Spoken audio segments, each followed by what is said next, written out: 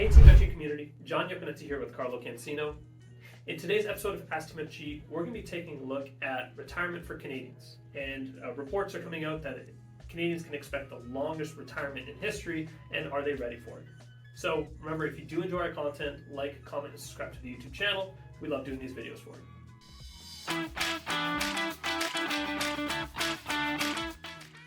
In this week's Ask TMFG, we're taking a look at retirement for Canadians. Specifically, that retirement for Canadians is getting longer and longer as the years go by. And really, what can we do about it to make sure that we're ready for it? So, Carlo, why don't you get us started? Thanks, John.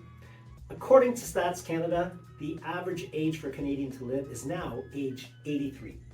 And that average age is getting a lot higher and higher because we're seeing far more Canadians hit that triple-digit mark, hitting the age of 100. And that can be a good thing or a bad thing. And we see that as a good thing when people plan well.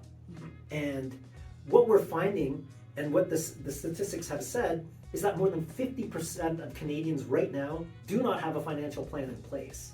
So if Canadians are living longer, don't have a financial plan in place, you're going to see a lot of Canadians have financial difficulty into their late stages of retirement. Yeah, no, these are all great points, Carlo. And really, when we think back of the financial plan, it's like, okay, what are we planning for? And usually that's difficult economic periods, and we're very well going through one now.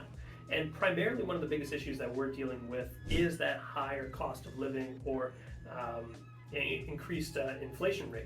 And sure, inflation rate is beginning to slow down and beginning to come down, but the average person can see it when they just go to the grocery store that prices have gone up. And not only that with groceries, but then also with debt. So mortgages as well have interest rates going up, and therefore a lot of our bills going towards the mortgage. So now suddenly, if we're going to have a much longer retirement, that theoretically means we need to be saving a lot more leading up to retirement. But now suddenly expenses are really high, so that savings can't get done. So this is causing a lot of difficulty or a lot of concern within Canadians today. So what can we do about it? Our main focus is focus on what you can control. So what are those elements of control that we can do to make sure that we're able to prepare ourselves for down the road? John, those economic headwinds that you just talked about, we don't have any control over. Yep. We have control over getting that plan in place. And what does that look like? Okay, if we know we're going to retire at a specific age, how much do we need? How much will we be spending in retirement? And when we meet with our clients, we're constantly talking about their plan, figuring out if things have changed, making adjustments along the way if things are looking different from how we originally planned. But first things first is you need to know how much you'll be spending in retirement. And an easy way to look at that is, what are you living on now, just on a month-to-month basis to operate? On top of that, you probably have some debt obligations, maybe paying off your mortgage still, or you're also saving towards retirement, whether it be into your RRSPs, contributing into a pension plan, funding your TFSAs. All of those are expenses that you may not necessarily have in retirement. So getting an idea of what your basic living expenses are is a great barometer of what you'll need when in retirement, because when you retire, you likely won't have debt and you likely won't be saving for retirement. Yeah, exactly. And you've gone from that stage now of saving throughout your working years, now consumption, right? And now that you're going to be living on kind of a fixed paycheck, so to speak, from your investments, but also you're going to be getting that from the government, your Canada Pension Plan and Old Age Security. And if you're one of the lucky few, you're going to have a pension as well through your current employer.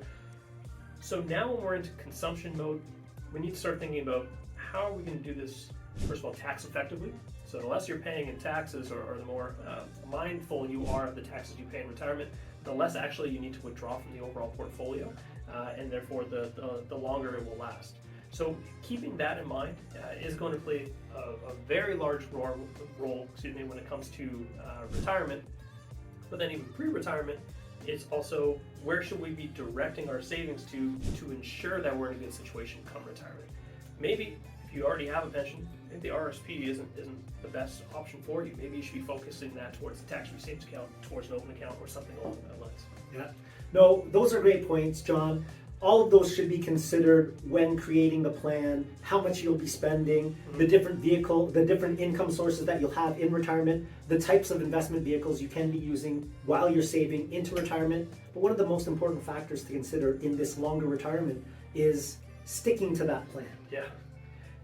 We can have a plan in place and we can make adjustments to combat some of those headwinds that we talked about earlier, but making changes to your retirement plan in speculation of what you think is going to happen in the market or in the economy, those are things that we don't want to do, or those are the practices we don't want to participate in.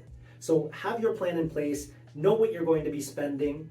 If you know that you're going to be increasing your spending in retirement, then things are going to have to change. You'll either have to be saving more in that wealth accumulation phase, or you're going to have to get your investments to earn a higher rate of return to be larger when you start drawing on it to keep up with inflation or costs of goods and services going up.